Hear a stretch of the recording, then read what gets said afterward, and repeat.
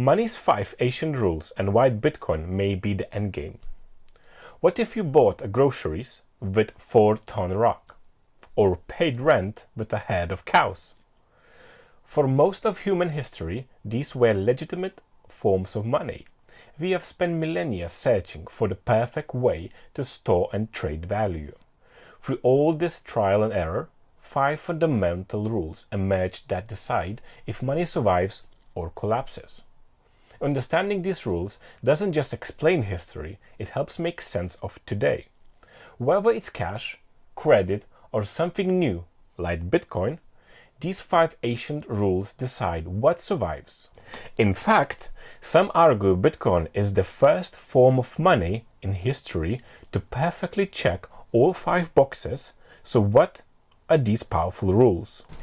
The first rule is simple. Money must be durable. It can't fall apart. Trying to save wealth in something that spoils, like grain or cattle, is a losing battle. Grain rots and cattle die. Your life savings could disappear in one bad season. That's why the Roman Empire turned to salt. It was white gold, essential for preserving food.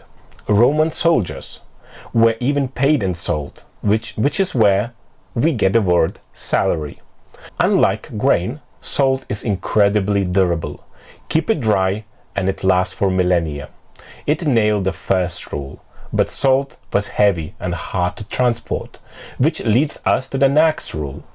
If you're still with me, you are about to see how one ancient currency literally sank to the bottom of the ocean and still worked. Rule 2. Money must be portable so you can trade with it. A bizarre example of this is the rice stones.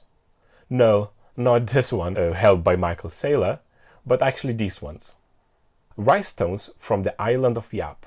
Massive limestone wheels, some weighing several tons. Islanders undertook dangerous voyages to carry the stone, which gave it value. But they were terrible for portability. You cannot just put a 4-ton stone in your pocket to buy fish. The largest stones rarely moved. Ownership was tracked through oral history. One even sank to the bottom of the ocean, and the villagers agreed it was still a valid currency. The Yapese system shows how limiting non-portable money is. In contrast, cowrie shells used across Africa and Asia were the opposite. Small, light, and easy to carry. They mastered portability. Rule 3 is divisibility. Good money must be easily split into smaller units to buy a loaf of bread as well as a house.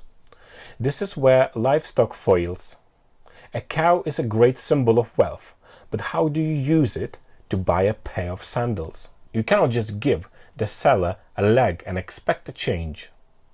Because a cow is only valuable when it's whole and alive. This makes it impractical for small transactions. In contrast, salt or grain are fantastically divisible. You can measure out any amount you need, from a huge sack to tiny pinch. This ability is essential for a functioning economy. Fourth rule is uniformity or fungibility. This means any one unit of your money is interchangeable with any other. $1 in my pocket is worth the same as $1 in yours. Livestock, again, is a terrible example. Every cow is different in age, size, and health, which requires constant haggling. The same was true for rice stones, where each one had unique value. This friction slows down trade. This is why successful economies move towards uniform money. A pound of salt is a pound of salt. The ultimate breakthrough was minted coins. When a government guarantees the weight and purity, it eliminates guesswork and turbocharges the economy. The fifth and most important rule is the limited supply, or scarcity. If anyone can create money easily, its value will inevitably crash to zero. Take the story of West African trade beads. These beautiful glass beads were rare and highly valued, but when European traders realized they could mass produce them cheaply, they flooded the market. The result was hyperinflation that wiped out the savings of entire communities. We see this pattern again and again. Cowrie shells lost value when Europeans started shipping them by the boatload. Even the rhinestones suffered when a captain used modern tools to quarry new stones easily. When the supply of money isn't limited, its value is destroyed. So there you have it. 5 rules: durability, portability, divisibility, uniformity or fungibility, and a limited supply or scarcity.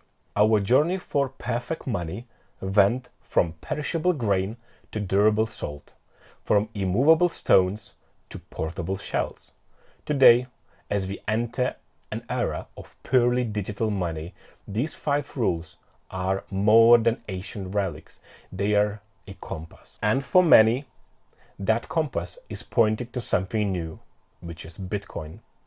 Bitcoin isn't just a new form of money. It's the first designed from scratch to follow all 5 rules.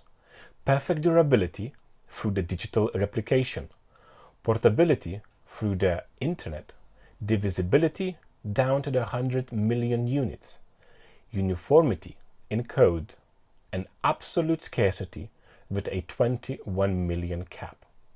It's not perfect, but if you understand these ancient rules, you understand why Bitcoin is more than just tech hype. It's part of the same journey humanity's been on for thousands of years.